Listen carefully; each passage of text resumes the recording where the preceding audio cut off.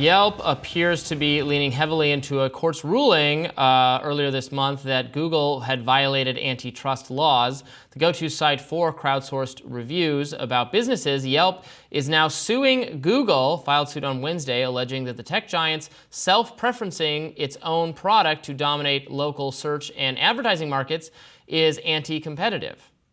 As Axios reports, Yelp's lawsuit has been a long time coming. The crowdsource app has persistently claimed that Google limits consumer choice and has anti-competitive conduct. And it's lobbied federal and local government officials to boost oversight of Google's potential antitrust violations.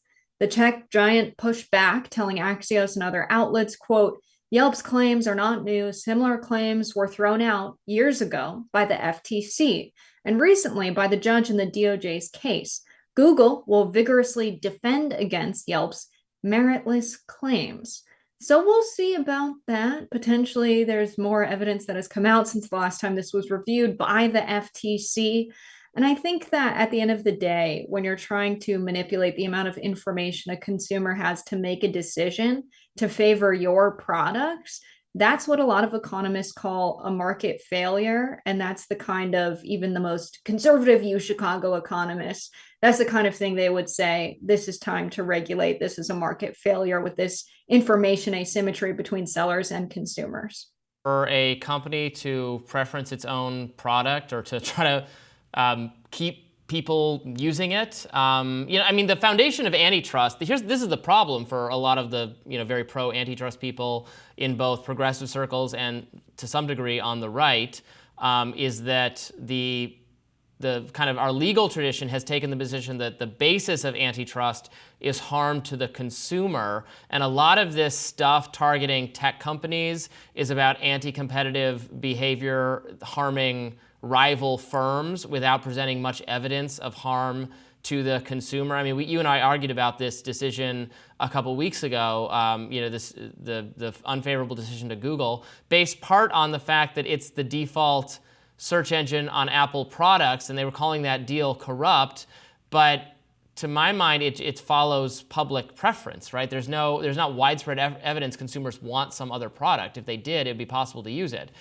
In fact, the government seems to be intervening to say, you all really like using Google a lot, but we're not comfortable with that because it's made Google too big and powerful. So we want to force on you some other options, even though the clear consumer preference is for Google. And I'm seeing some of that here. Like, what is Google's obligation to prop up Yelp and make it a successful rival company for determining what reviews are good? I mean, like, Yelp might be better and people might prefer Yelp, but I don't know why it should be Google's responsibility to advertise, like, I don't have to sit here and say, like, everybody should go watch Breaking Points now. Check out Breaking Point. Like, that would make no sense. Is that anti-competitive if I'd rather have you watching my show? I just don't buy it. I think the market's good for consumers when you give a better product, and that's the incentive people have to purchase it. Or in the case of using online apps, you're giving, ad revenue in exchange for your use of the platform. But in Google's case, that was just decided by that federal judge. I think it was a good decision based on the damning evidence that it's not that Google outcompeted other search engines. It's that they used their capital, the money they had on hand, to purchase being the default app by just straight up giving money to Apple and Samsung and saying, make us the default search engine. And they've made it very difficult for any user to figure out how to make a different search engine the default when they try and figure out, X, Y, or Z on the web. And I think that deliberate purchasing and not outcompeting other search engines is, antitrust. It's an antitrust concern. It's anti-competitive behavior. You're not even giving consumers the option to say, well, this other app is better. You're just purchasing access to consumers. You're purchasing a share of the market. And so it's assumed that that is bad for consumers because we live in the basis that competition is what produces better outcomes, better products and goods and services for consumers to go on to purchase. And so eliminating competition, we assume, is a problem. And I think any indication that it's not a problem is just at that point, we don't have a market society. We have a government that allows for the largest corporations to control entire industries.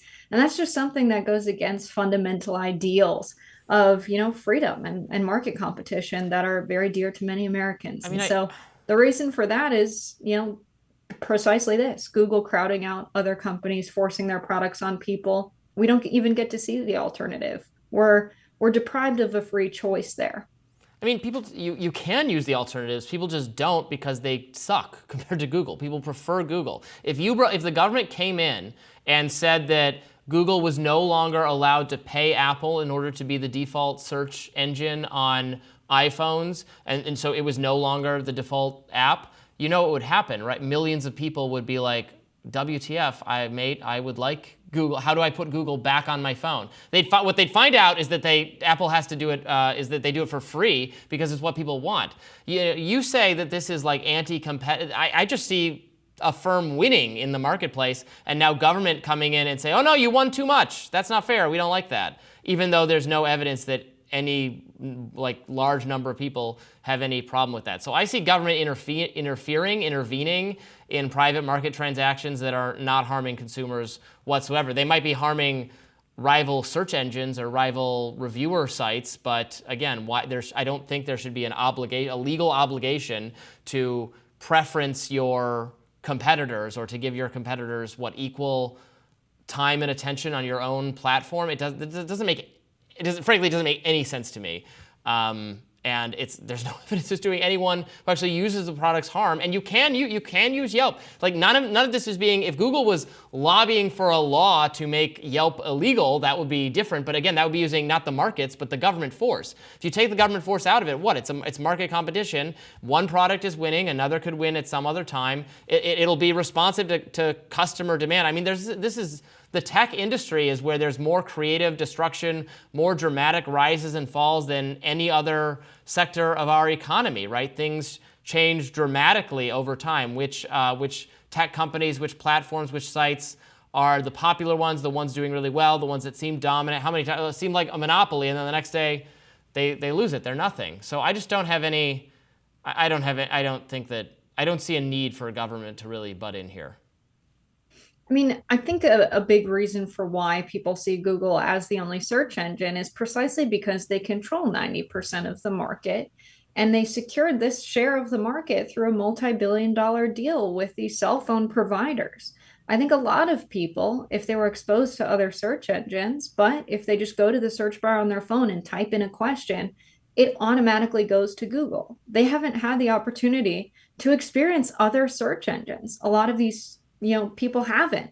DuckDuckGo or Bing or Yahoo News. I remember being a kid when there was a lot less consolidation than what we see today. And a big part of this is the prominence of smartphones and cell phones and your Apple laptop, that when you search up any question that you have or query online, it's going to take you to a Google search. So this one major company controls 90% of what people find when they go looking for anything on the internet, something to purchase, an answer to a question. That is way too much power for one group to have. And so that's, I think, the main concern, is that they control our access to information and our access to products. There's a world where Google could manipulate a lot of the commerce in the country, a lot of the information access in the country.